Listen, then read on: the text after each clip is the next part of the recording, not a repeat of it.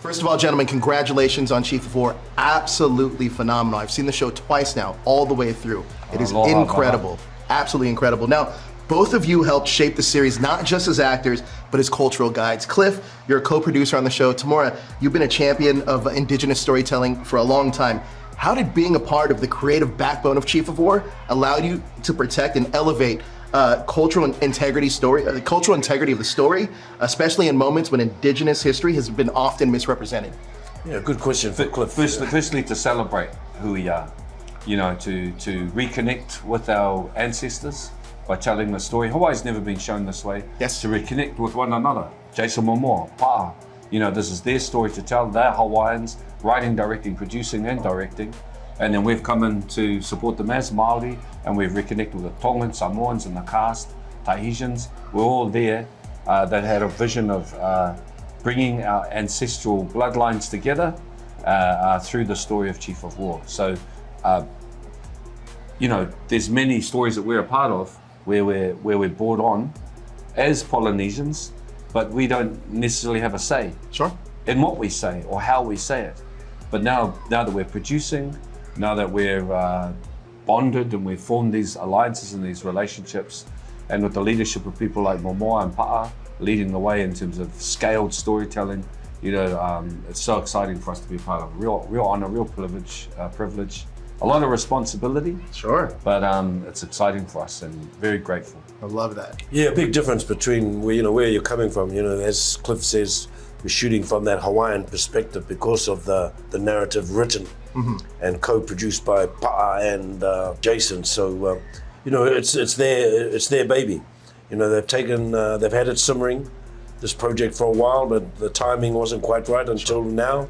So, so Jason probably always, after his experience in all sorts of film and television, you know, he's probably always wanted to make something about his own land, his own ancestors, something close to his heart. So, so in doing that, there was a lot of things involved, and they cast the net right across Pacific to look for the appropriate talent, you know, to meet their expectations.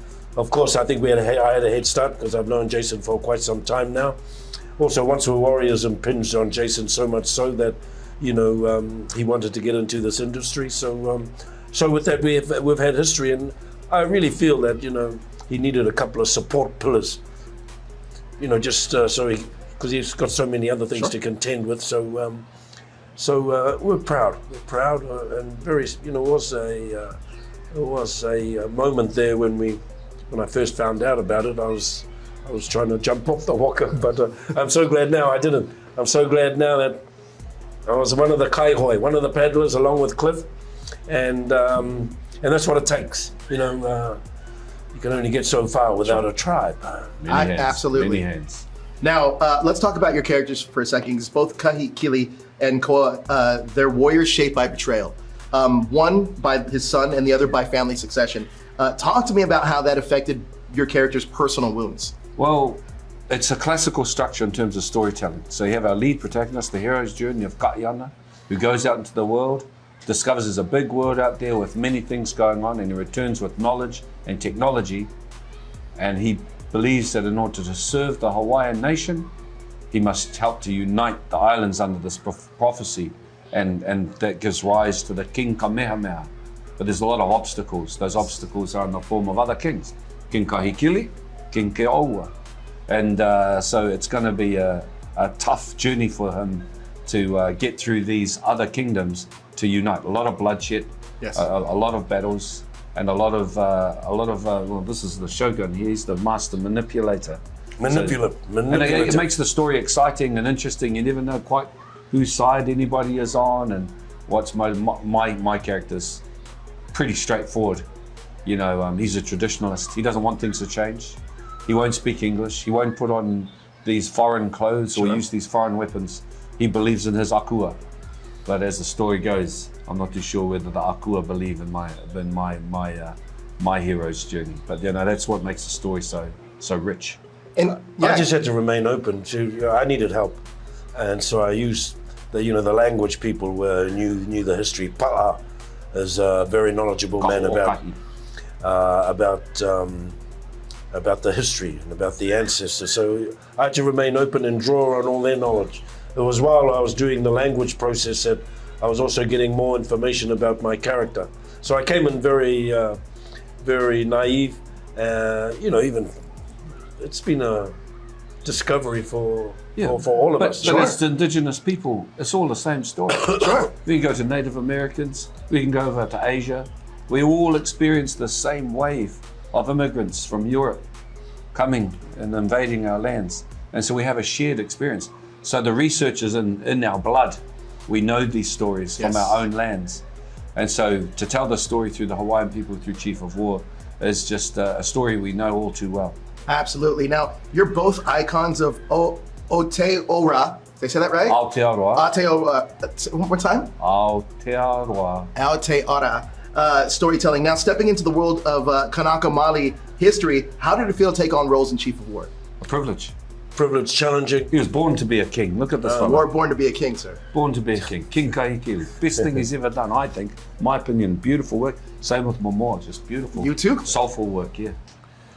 Well, it's in the narrative, it's in the script, and that's your guide. Sure. And so it's in the costume, we feel regal, feel powerful when you're dressed up and you're tattooed up, and then the rest, a lot of these things you talk about are the end product. We deal to the details of getting up early, putting the tattoos on, learning the dialogue, getting my feet hard so they can walk on those volcanic rocks.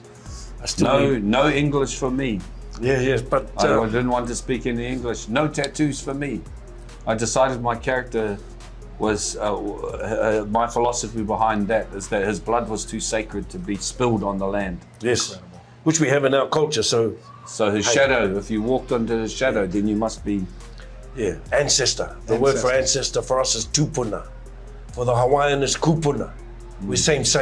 Yes. So, so stepping into the bare feet of these warriors in the same kind of philosophy helped, Tangata Māori. with those connections. Tangata Māori. Kanaka Māori, tangata whenua, henua. So The same language. Sure. we're just in a beautiful place now. I think we can, Polynesia will celebrate tonight. Yes, we will. We've never seen anything quite like it. It's epic. It's got majesty. It's regal. It's a warrior story. So I hope the Hawaiian people feel good hearing their language, seeing their kupuna up on the big screen, and I hope it reflects back in a positive way on them, so they can feel good about who they are. And also, the ocean doesn't divide us. Yes. As our matua, Brian Keolana, he says, the ocean doesn't divide us, it connects us. Yes. And so to the east and the west of our ocean is Asia. And we're connected there, is the Americas, all the Native Americans there. So hopefully we can connect this movement of indigenous storytelling that we can all celebrate and we can all reflect upon our stories, our histories together. Even Thailand. Yes, sir. Yeah, you look like our cousin. Yes, sir. Well, yeah. look, thank you guys so much for your time. You were absolutely incredible. The show's amazing. Thank you so much. You've got to wrap it up.